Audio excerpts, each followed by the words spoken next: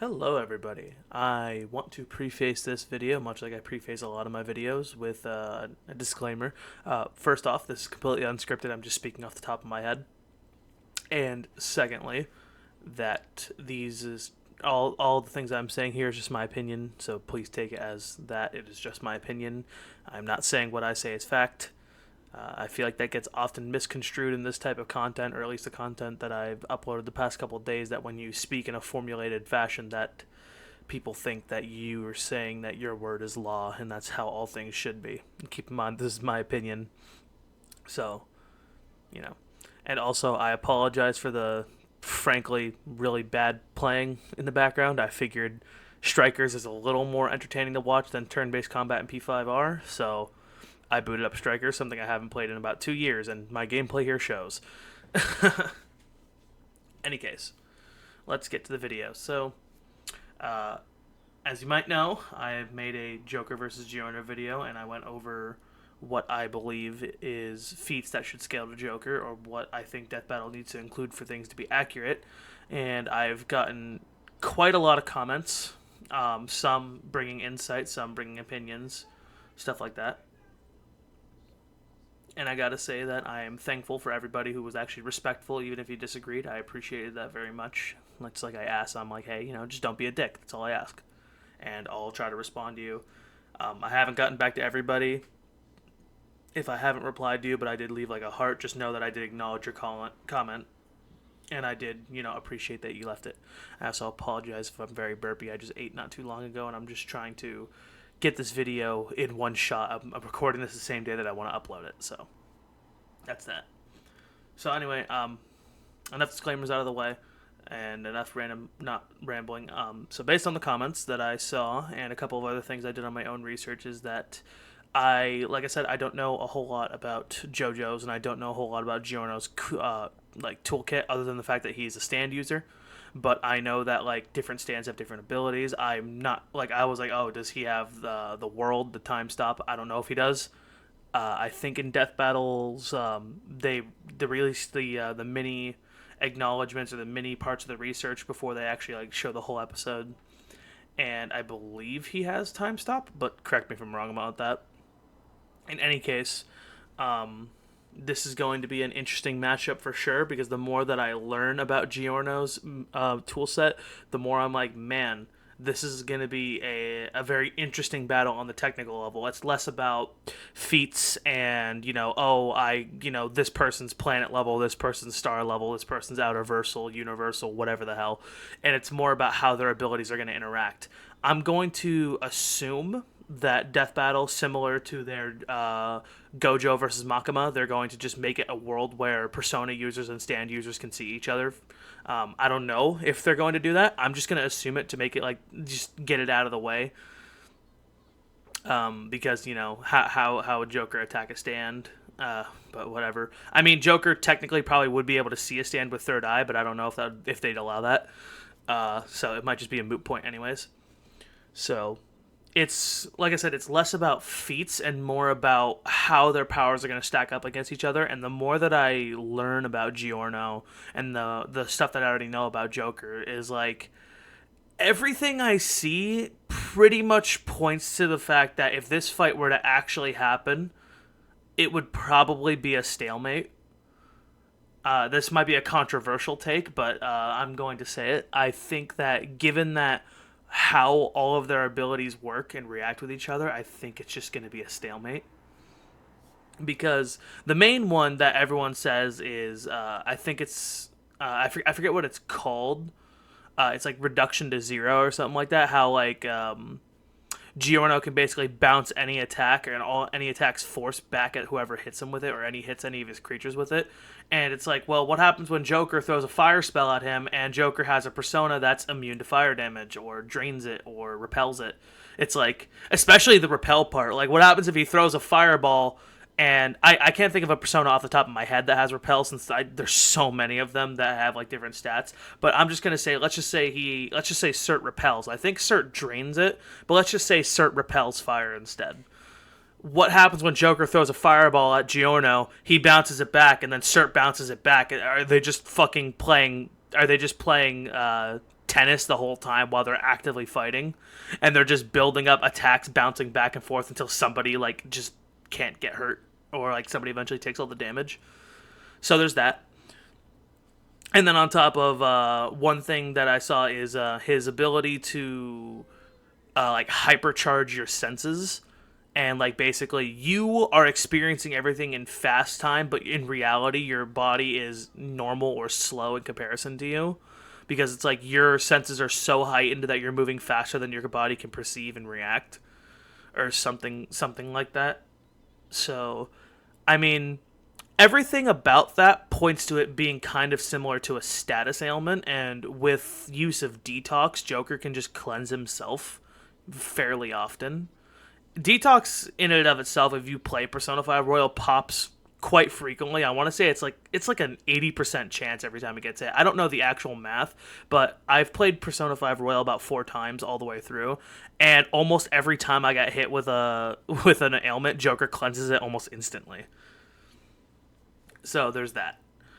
I'm really not sure how they're going to, like, how Death Battle is going to perceive it. If they're going to perceive it on the same level as a status ailment or not. But that's something very interesting. And the other thing that comes with like reduction to 0 is I'm wondering how they're going to handle that when it comes to attacks that instantly hit you, like how Makima's finger gun was able to bypass Gojo's Limitless. I know reduction to 0 or whatever it's called and Limitless are two very different things, but it's like this is an attack that physically flies out. This just instantly happens on you. It's not like, oh, Joker fires this and it smacks like a frog that he makes. It just instantly happens.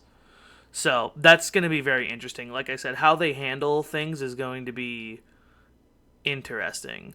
And then the other thing that was brought to my attention is not even just like, items or not even personas, it's items. Like not just the thieves' tools, but like the items that you can get in game. Like in the gameplay here, my Joker has Arsene's Cane, which is a weapon that when you hit somebody, it can just put a status element on them. It's random.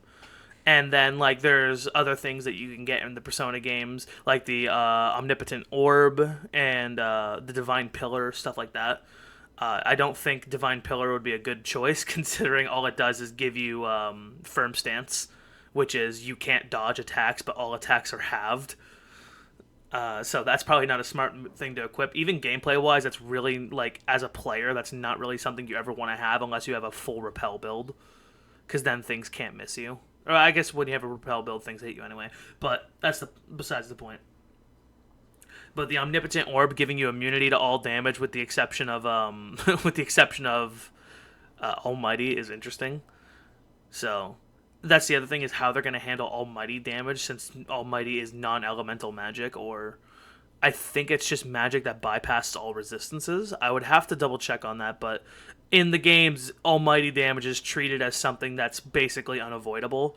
Your only hope is that it misses. Because, like, magical reflects don't bounce Almighty damage back. They're, like, in Persona, if you use Makara Karn, you can't bounce, bounce a Megiddola back. You can't. It goes right through resistances. So I'm wondering if they are going to take that and be like, hey, Giorno's life creatures can't bounce this attack back because it goes through resistances. There's no way to bounce it back. But I don't know. That's one of those, gameplay versus, like animation type things. And since one is a game primarily and the other one is a show primarily, it's going to be really hard to judge. But yeah. So, as I was saying, I got off on a bit of a tangent there, but the comments on the last video have brought some much-needed insight. I know, obviously, with a lot of them, it was a gross oversimplification, because there's a lot going on that you could not possibly put in a YouTube comment, unless you wanted to make, write a 4-page thesis, then you can. But yeah, that's basically what this is. I just came here to talk about this, to address some of the things that Death Battle brought up in the like little snippets of analysis they reveal before the episode comes out on Sunday. And I'm very intrigued at how this is going to go. The number one thing is that in in the analysis, they said that Joker can hold up to infinite personas, so he has basically all of them. So that's something that I was like, in gameplay he can only have 12, so I'm just going to say he only holds 12. But, so he has access to infinite personas. Now, one thing I'm hoping for is that in the fight animation and in the analysis, they're going to take into account that there's a lot of fucking personas. So naturally, I think Joker, let's just say the animation's like 3 minutes long, Joker should be swapping personas like every like 15 to 20 seconds. Because that's the whole point of the wild card, is you adjust mid-fight as things are going on. Now, I've also seen some things where if you take the power scaling things, which power scaling I know is a thing, and I know people are very serious about it, but when I look at it, some of it is just like outright ridiculous.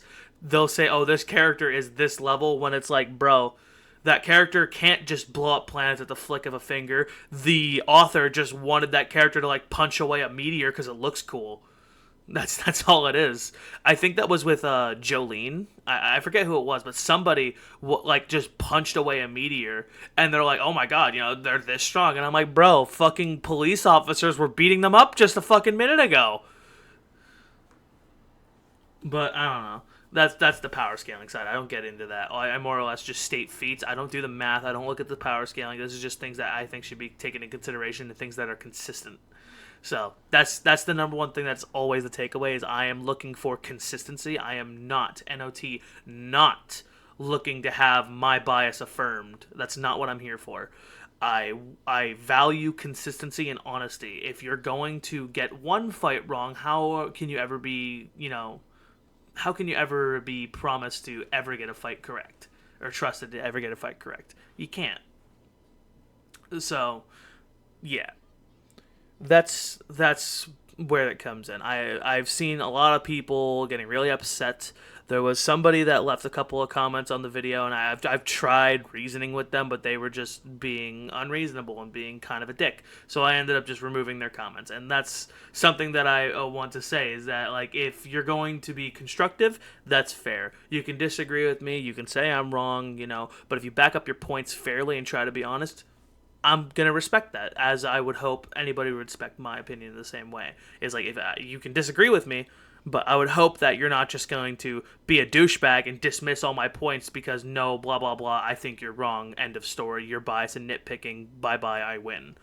So, but if you're just going to, rant and rave like basically a lunatic, I'm just not going to acknowledge your comments. Or if I try to like get you to stand to reason or get you to just on an even ground, and you're just going to still act ridiculous and act very snarky and very rude, I am going to just remove your comment and have it be gone, because I frankly don't need that kind of negativity. I don't think anybody does.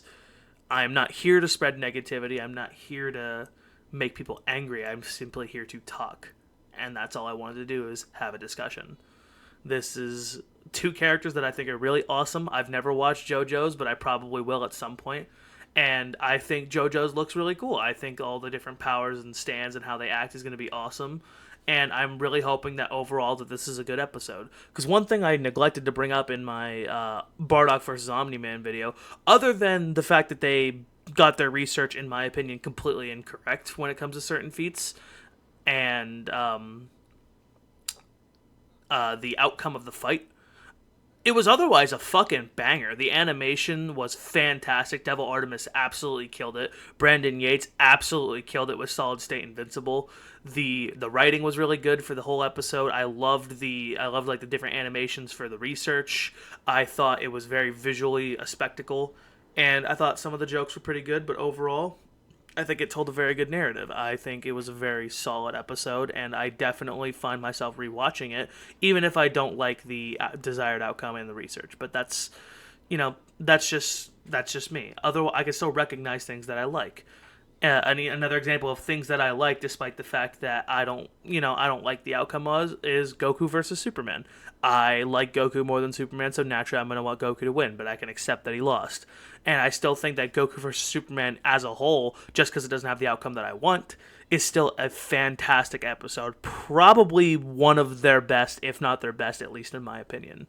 I think everything about that episode was fantastic. So, suffice to say that the reason I'm saying all this is that I'm just hoping for a good episode, even if it doesn't have the outcome I want, and I'm hoping for an accurate episode. Now, I know that apparently, unbeknownst to me, asking Death Battle to be accurate is apparently a tall feat, but hey, I'm gonna try anyways. I hope for an accurate research, and I hope for overall just a very good episode. I cannot wait, honestly. The thing I'm actually anticipating the most is whatever the soundtrack is going to be. Persona games are known for having very, very iconic like music tracks and very good soundtracks. So I am very, very excited to see what Brandon Yates is going to cook up, because he has made some absolute bangers, and I'm going to hope and pray that that continues, and I'm going to hope that this song easily is my favorite. There's a lot of good songs that he's made, and I'm going to hope that he can make another fucking banger. As for the name, I've heard that there's also a thing going on where apparently good songs can't have good names, so I hope it has a shit name, and I want it to be a good song. Last Experience Requiem, or Golden Surprise, or whatever you want to fucking call it. Or a fucking, I don't know. I'm just losing, I'm rambling at this point. But yeah, I'm hoping that this is going to be a good video. I hope that I am satisfied with Joker's research, and I hope that I am satisfied with the outcome of the fight. Regardless of who wins, regardless of who loses, I'm going to hope that they have a good reasoning for it. But as I stated earlier, everything I've seen kind of points to this being a stalemate, because they both, if you give them both all of their abilities, essentially they basically just keep saying no you to each other, and no you can't do that but I can do this, and then saying no you can't do that but I can do this, and bouncing attacks back and forth and just healing, and just it basically has no end. So I also think that Death Battle does need to bring episodes that are a draw. I think draws are definitely the most interesting outcomes when it comes to a versus fight. Like, one thing I said to myself many times is that All Might versus Might Guy, in my opinion, how they researched it and everything, that's a draw. Having to use something that kills you to beat the other opponent, that's a stalemate. But I've said my piece. Thank you all so much for watching. Thank you for listening to my ramblings.